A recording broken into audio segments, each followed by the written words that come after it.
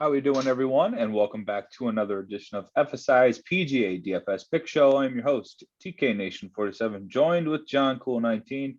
John, how did you do at the WGC St. Jude? And are you excited for the Wyndham Championship? I did really well. I think for both of us, cash was awesome. We were on a lot of good plays, English, Burns, a lot of good guys, and really the tournament itself was super fun on Sunday. Now, I didn't like seeing Harris English fall apart and the controversy of them getting put on the clock and all that. But you know what? Wouldn't be the first time either of them have been put on the clock. It's not going to be the last time. They need to learn to maybe play a little faster or don't be in the last group, and then they would have been just fine. So other than that, it was awesome. The playoff was a lot of fun. So I had a really good time watching it on Sunday. Yeah, big shout out to Abe Answer. A lot of runner-up finishes for him. It was good to see him win, break through on tour, get a W. And not just any old regular, event. He breaks through with the WGC. That's, kind of Xander-esque, so to speak. So happy for him, and happy for our lineups last week. We made some money, and hopefully we can do the same here for one of the last two cut events that we have for the rest of the season. But I say that Teak and Chung, tongue in cheek, as our swing season will have a lot of cut events, and that will be through October and November. It won't be the last couple of tournaments with cut events this year, that's for sure. Let's get into our picks. John, give us a little bit of a breakdown of the course to be expected this week, and maybe the style of golfer we can try to find in our lineups.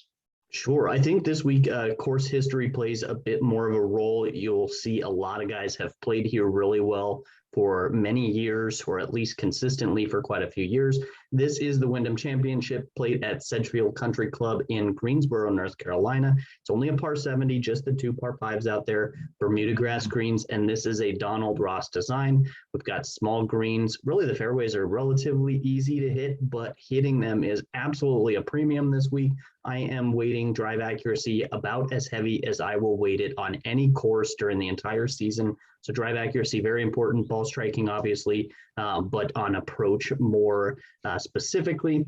So this is typically a birdie fest. The winner's likely to come in below 20 under, 21, 22, 23, something like that. So absolute birdie fest. I'm even putting a little bit of that par 5 scoring, even with the only two par 5s. They're very gettable. And really, if you come out in the first 2 days with even par on those 4 holes, you're losing. You're losing by 3-4 strokes to the field because they are so gettable. You absolutely have to score on these 2 par 5s this week.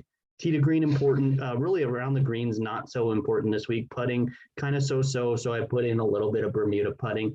The par 4 scoring, last year there was 8, the year before 7, but there were 8 holes that were 400 to 450 yards. So certainly put that into your model a little bit.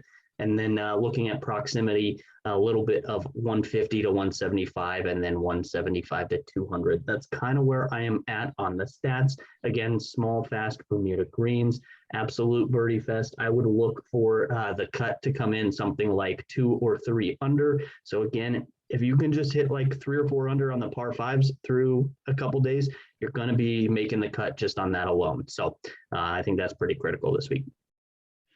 Good call. I do like some of what you said. I do have par 4 scoring incorporated into the model this week. Proximity from 150 to 175 as well. Kind of tailor-made my picks around that. And I do agree about the course history.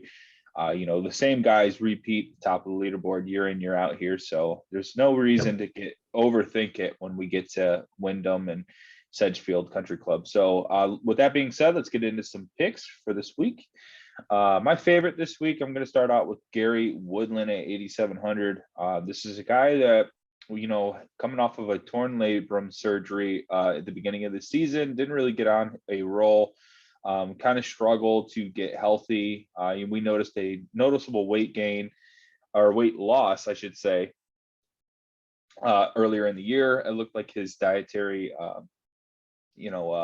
routines had changed and it just didn't look all there for Gary. And I think now he's had some time to rehab correctly. He's had some time to get that ball striking down with his new surgery and everything. It's kind of hard to do hip surgery when you got to swing full swings with those Sure. hips. I can't imagine how it was for him starting out, but I like the way he's progressing. The ball striking was there at the 3M. He finished 11th there. And then last week at the alternate event, because he's dropped outside the top 50 of the world, he did not make the WGC, and he finished T7 at the Barracuda with the Stableford scoring. So that tells me he's making a lot of birdies. Now we're heading to a birdie fest in the Wyndham itself. Fifth in birdies are better gained in the last 36 rounds, 19th in that par 4 scoring that I was talking about. His approach game's there, 21st in the last 36. So I'm hoping a finally healthy Gary Woodland is ready to make some noise at the Wyndham Championship. The only results he has in an event here is in 2012. So this is going to be kind of a new look for him. I wouldn't really want to go off of that, but I think the fact that he's playing week in and week out now tells me he's healthy and now the ball striking's coming around. So I think 8,700 is a really good value even for Yeah. him at that price tag. If he's going to play the way we know Gary Woodland can play, US Open major champion in the past. So I like him. This week is my favorite, but go ahead and give us your thoughts on Gary and who you have as your favorite. Sure. I think you're going to get Woodland at a little bit of an ownership discount just from people looking at the 2021 form as a whole. It's Sure. not pretty, but if you kind of break it down and look at why he was playing so poorly and how he's been playing lately, you can certainly distinguish him from others in this range. I think I'll have a couple in that range there in my values as well. But up top, I'm going Louis Oosthuizen. I'm not going to give it up until it stops working out for me. He had another good another good event last week, 17th at the WGC. Really, there's everything that I said last week still holds true. Louis is on absolute fire right now. Hasn't missed a cut in a while. He has one missed cut since June of 2020 on the PGA Tour, that is. This will be his first trip to Sedgefield, but I'm not really too concerned about that with Louis. He was second place at the 3M. That's a comp course for me. 8th at the Valspar. That's a comp course for me.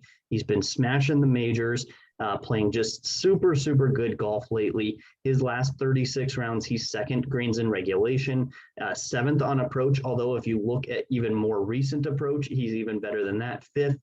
20th in birdies or better. And then just across the board in every stat category I'm looking at, he's top 50 in this field. There's really not an area where you can really pinpoint that he's just playing poorly right now. The putter is absolutely hot. He is 4th just over his last few events on Bermuda putting. And then I'm looking at comp courses in general. He is 2nd in this field for me, comp courses. So a lot to love here for Louis Oosthuizen this week. I'm just going to keep on playing him every single week, I guess. And the price hasn't gone up all that much. I'm not scared off by this 10-7. I would rather play him than Hideki Matsuyama at the top. Yeah, well, Louis checks out first in my model as well. Obvious play here, I have to say. The ownership will probably be there, but it's good that you bring it up, and people sometimes overthink these things, and I'm glad you're there to remind them, like, look, Louis in this kind of form, don't give up on it. Don't think, because he hasn't won, it's not the right play. No, when we get to the later parts of the season and these guys at the top, even if they don't win, they're still scoring a ton of birdie points and a ton of points getting inside those top 10s. Yeah. Winners of the Wyndham don't typically come from the top unless it's, the names like this. So good reminder to play the best players, and I appreciate that. Let's get into our value plays here. I'm going to go with Taylor Gooch at 7,700, 55 to 1. Not for me. I'd rather bet, push my chips in with like a Louis or take a shot at Gary at 45. But Taylor Gooch, Sure. Good DK player. Scores a lot of birdie points. He's good, great ball striker. He's in some good form as well. He's second in approach in this field in the last 36. He has the 33rd place finish at the Open, 36th at the Travelers, 18th at Memorial. I mean, you could just go down the list here. He hasn't missed a cut since Valspar. He's got a lot of good Bermuda stats as well as far as putting, 15th around the green. So 10th in the model at 7,700. I really love Taylor Gooch this week. Next up, I'm going with Adam Schenk.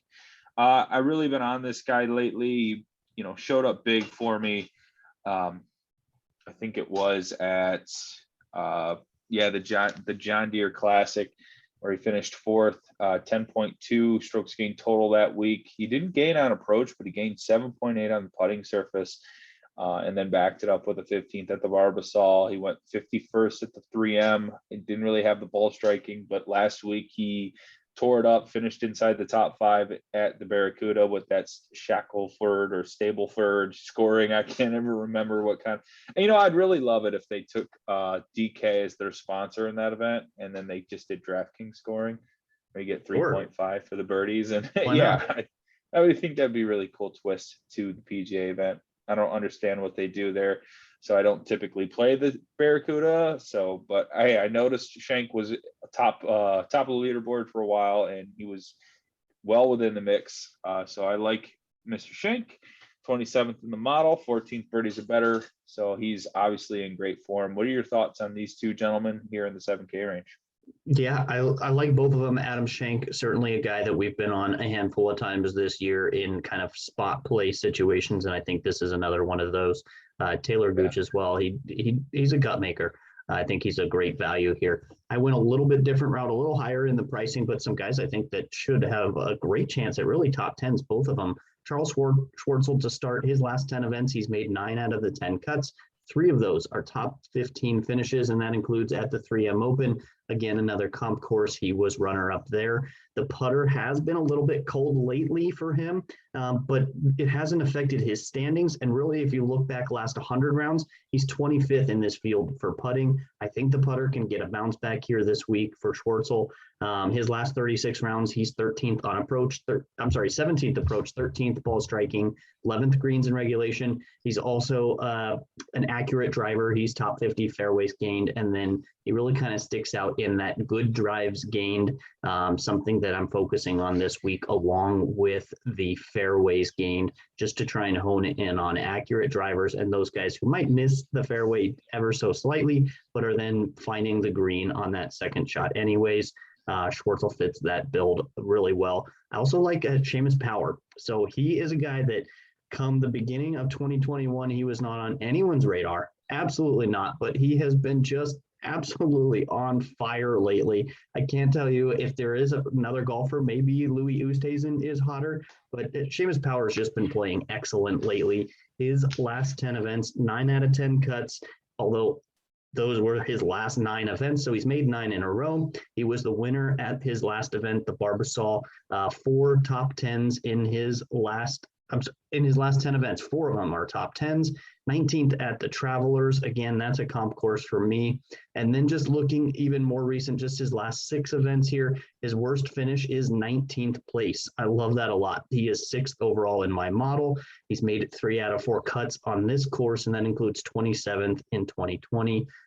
He is 3rd. Birdies are better in this field. 20th on approach. 21st greens in regulation. I think there's a lot to like here for Seamus Power this week. I will be all over him at this 8,500 price. Yeah, that's not a bad price too. 8,500 for a guy that, like you said, been making a ton of cuts, making a lot of birdies. I try to do a little bit of a roster construction here. You can fit quite a few of these guys here in the 8K range together. Yeah. And then that high 7s as well. And, last guy in Gooch, you can make a really solid balance build this week. I think that could be quite popular. I'm not sure, but, you got guys like Johnny Vegas and Mito Pereira too. Made a lot of noise the last couple of weeks, even at the Olympics. I can expect some ownership there. So maybe we get a little spread out. And maybe someone like Power coming at 85 isn't as high owned as we expect. So that would be really nice. And I'm hoping that to be the case. Let's get into some of the sleepers. Always a fun slide for us. I'm sadly going to report that, Not a Jason Duffner week for me. It is Although a Jason Duffner week for me. I'm playing Jason Duffner. He I mean, pops in the modeling quite a bit. I didn't write him up here, but I thought you were going to put him as your sleeper again this week, and we could have had the boss man once again. I'm gonna play him, but I was like, something. I don't want to ruin my luck here because every time I pick Jason Duffner, it's usually the right play. I'm just gonna look at his course history. He does have a 31st place finish last year, so he's well within play here.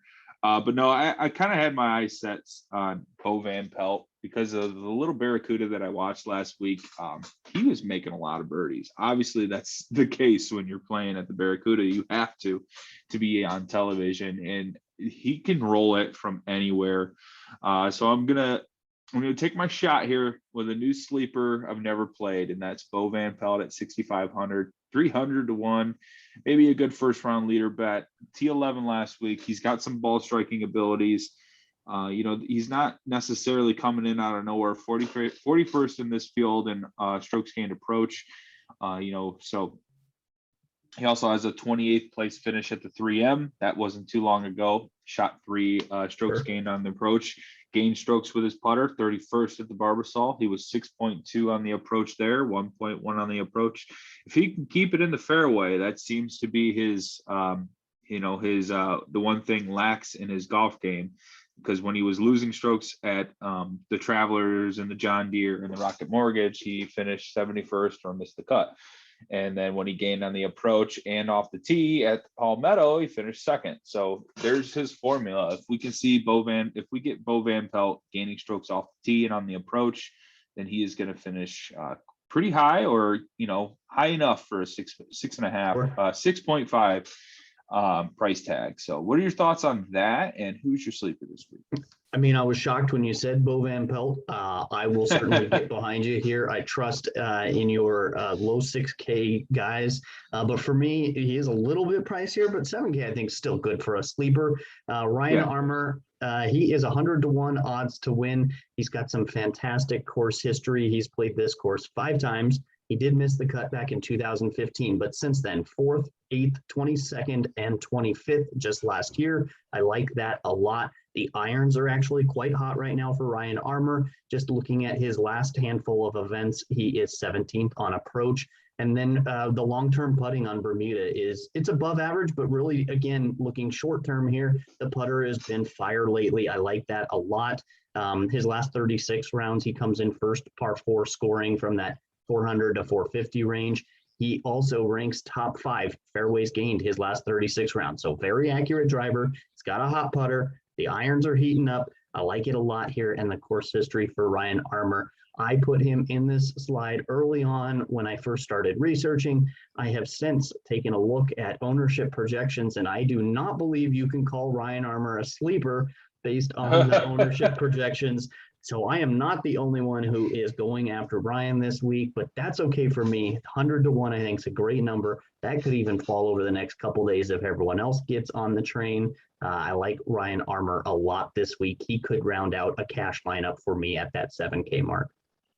I was just looking around here in the 6K, 7K range to see if anyone would pop to suggest. Brian Stewart, 8th at the John Deere, 15th at the Barbasol, and 6th at the 3M Open. Sure. That slipped through my fingertips. And then he's got a 51st last year at this course and 31st in 2019. So Brian Stewart, if you're looking for maybe a pivot off of the chalkier Ryan Armour, but I'm still going to play a 7K guy like that, even if he is chalk. When you get into fields like this, it's hard to trust guys. And, even just because everyone's playing this guy doesn't mean that's the wrong move, so. If you want to be different, the sharps are on him. Be sharp. Yeah, well, that's exactly, and if you want to be different, maybe be different at the top with guys that you know a little bit more about. So stick to some of these sleepers and you should be fine. All right, now we have our one and done segment. Brooks Koepka kind of let me down last week. And then, of course, Wednesday, I had the opportunity of making the move after reports came out that he had withdrew from the Pro-Am, and then the press conference and questions about his knee resurfaced. And I was like, oh yeah, I should probably change that to Louis Oosthuizen.